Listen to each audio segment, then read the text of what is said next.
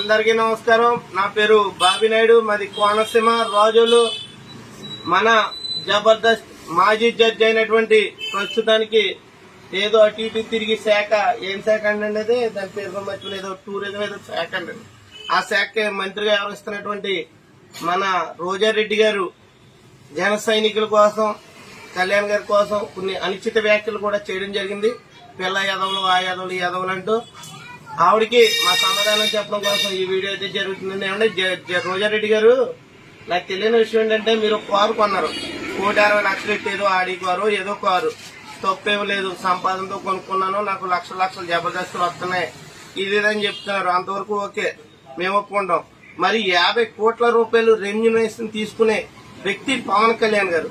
అటువంటి వ్యక్తి ఒక 8 కార్లు కొనుక్కునేటప్పటికి మీడియా ముందుకు వచ్చి ఓ మురిగారే, ఆ రోజు మీకు తెలియలేదా? పవన్ కళ్యాణ్ గారు అంటే ఆకాశం లాంటి వారు. ఒకవేళ పైకి ఉయ్యాలన్నా కానీ అది మీ మీదే పడుతుంది అన్న విషయాన్ని ఒకసారి గుర్తు చేసుకోవాలా. ఒకరి మీద నిందేద్దామంటే దానికి బలయ్యే మొట్టమొదటి వ్యక్తులు కూడా మీరే అని చెప్పి నేనైతే ఈ వీడియో ముఖంగా తెలియజేస్తున్నా.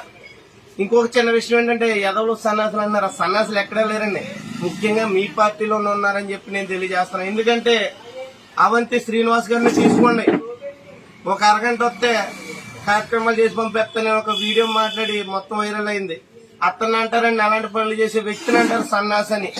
అంబటి రాంబాబుని తీసుకోండి, లేకపోతే ఒక గంట సేపు సుకన్య, సంజన అని చెప్పి మాట్లాడి వ్యవస్థని చిరాబిందర్ చేసిన వ్యక్తి, అటువంటి వ్యక్తిని అంటారండి సన్నాస్ అని. గంట అరగంట అనే వ్యక్తుల్ని నిన్న కాక మొన్న మొత్తం గుడ్లని నిప్పేసుకుని ఏదో గుండు చూపించాడండి, ఏదో గుండు జలగండ. ఆ గుండెంటో జలగండేంటో మాకు తెలదు, కానీ దానికి మళ్ళీ ఫారెన్సిక్ వ్యవస్థ తక్కువ తెపారం అయ్యింది. ఎందుకని అటువంటి వ్యక్తులు అంటారండి సన్నాసులని. నీతి నిజాయితీగా ప్రజల పక్షాన్ని నిలబడి పోరాటాలు చేసి ప్రజలకు అండగా నిలబడే వ్యక్తిని అంటారని చెప్పి ఈ రోజారెడ్డి గారికి తెలియజేస్తున్నా. ఎప్పుడైనా సరే నోరు అదుపులో పెట్టుకుంటే బాగుంటుందండి. గొబ్బు నోరు వేసుకుని ఏది పడితే అది మాట్లాడితే అది మీకే తగులుద్దని చెప్పి మరొకసారి రోజారెడ్డి గారికి గుర్తు చేస్తున్నా.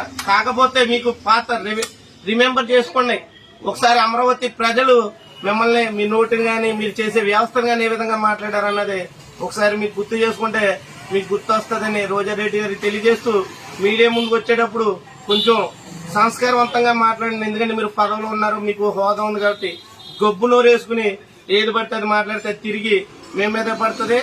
మా పవన్ కళ్యాణ్ గారు అంటే నీతి నిజాయితీకి నిలవెత్తిన దర్శనం ఆకాశం లాంటి వారని చెప్పి మరోసారి తెలియజేస్తున్నా.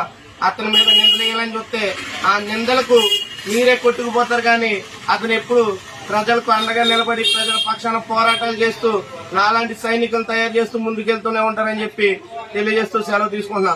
జై జనసేన, జై భీమ్, జై హింద్.